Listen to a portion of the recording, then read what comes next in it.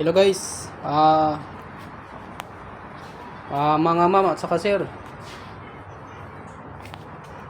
Ito pala pa yung radyo kayo natin guys na dumating po. Pakita ko sa inyo yung radyo kayo natin. Ito po yung radyo kayo na Herbals. Yan po yung tsura niya. Herbals na radyo kayo. Yan po. Lalaga lang po yan siya guys. Pwede rin siyang ibabad sa tubig. Nakakagaling po siya ng sakit espiritual.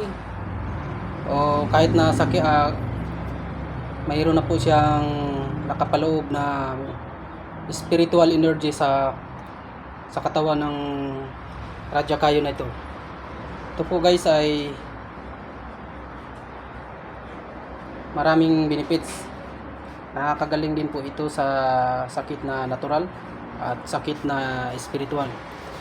Kapag may hawak po kayong ganito guys, ito po ay natatakot po ang mga masasamang espiritu, lalo na po mga elementong itim. At lahat po, hindi po kayo kayang paglaruan ng mga elemento kapag ito po ay tangan nyo sa katawan nyo. At lalo na po ay laging nakakabit sa katawan nyo po. Itong radyo kayong isa guys ay ito ay maraming dala. Gamot po ito sa lahat ng sakit. Sakit natural at sakit espiritual.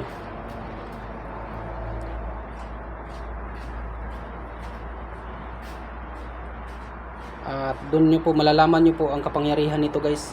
Ang radyo kayo King Mode. Na kung ano po ang kapangyarihan nito. Ito po ay malakas ang kapangyarihan na panglaban sa lahat ng mga masasamang espiritu. Mga masasamang espiritu po nito guys, takot. Tagusan din po ang ilaw niya guys. Itong radyo kayo na Herbals. Ito po yung mga maliliit lang po yung radyo kayo ko na nakuha na maliliit lang po. Pero sa sunod po yan malalaki na. Pero kahit na ganyan po yan kaliit, grabe po kasulid yan. Halos hindi tinatabla ng yan, ng itak. Kasi ang gitna po niyan, grabe ang solid ang gitna. Yung may ilaw po sa kanya, yung pinaka lang po sa bandang gilid lang. Kasi yung pinaka gitna niya, grabe ang solid.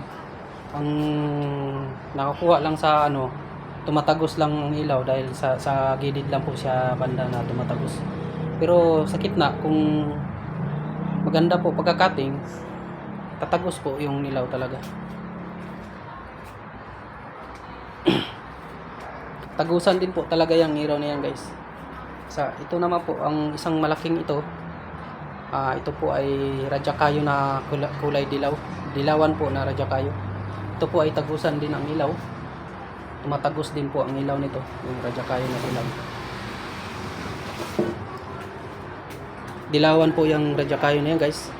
Yan po yung dahon ng radyo kayo na Herbals. Yan po yung dahon niya. Maliliit po yung dahon yan. Saka yan po yung mga balat. Balat po niya, hindi ko po tinapon guys, kay magagamit po yan. Pwede po yun nilalaga ko po yan pagka iniinom ko.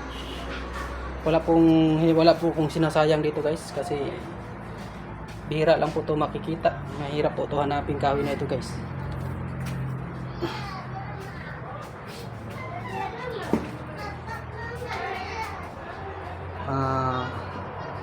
Testing po natin yung radyo kayo natin guys na lampasan ng ilaw.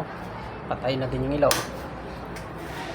para po makikita ninyo ang liwanag nya. Yan po guys. Yan po yung tagusan po ng ilaw. Yan po yung tumatagos ang ilaw niya sa radyo kayo na dilawan. Masyadong napakaliwanag. Radyo kayo na dilawan po ito. Ito po. Yan po yung mga malalaki.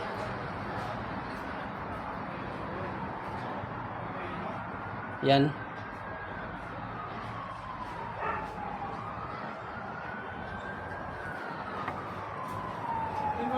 Ayan po, sobrang liwanag.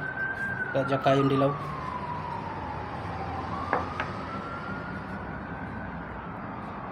Napakaliwanag, sobra. Legit na legit. Lalo na to po, grabing kaliwanag. Ayan po. Ayan, galaw-galawin natin para makita ninyo. Kung gusto nyo pong magkaroon nito, PM lang po kayo sa YouTube channel ko. Saka guys, paki-pindot ng bell button at saka subscribe na. Paki-subscribe na rin po yung channel ko. At like and share po guys, para marami po tayong tulungan na nangailangan. Mga biktima sa kulam o biktima sa mga sumpa. Ito po ay mabisang panlaban. At hindi po kayo kayang paglaruan nito ng mga masamang elemento kapag may hawak po kayo ng ganito guys. Na uring kahoy, na banal na kahoy na kinghood. Ito po ay tinatawag na kinghood. Raha kayo kung tatawagin sa ibang bansa guys.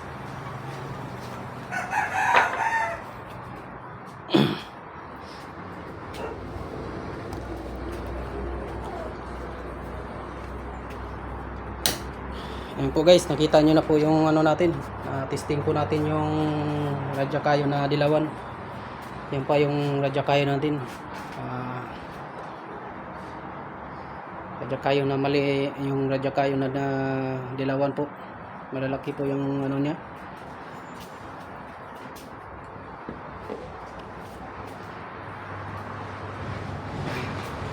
Yan guys. Ito po ay pangpaswerte sa bahay at lucky charms. Lucky charms po ito guys kapag ito po ay hawak ninyo. Ito po yung ilaw na tagusan po ang ilaw. Bihira lang po kayo makakahanap na kahoy na tagusan ang ilaw. Radya kayo lang po. Wala nang iba. Kingwood lang ang yung tagusan ng ilaw. Ito tagusan din po yung ilaw niyan.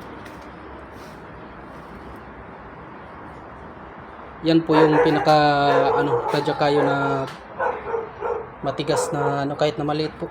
Pero grabe ang napakasulit. Napakasulit ang gitna nito guys. Ito nga yung ko kanina, pinutol ko kanina sa grinder, hindi kayo naayos grinder. Matigas sa pinakagitna. Maliit lang siya pero matigas.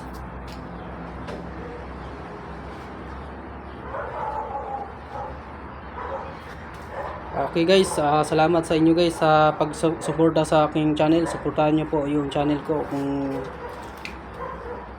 gusto nyo pong magkaroon nito guys, ay PM lang po kayo sa aking channel. Ang pangalan po ay Jimmy Pinote. Yun po guys.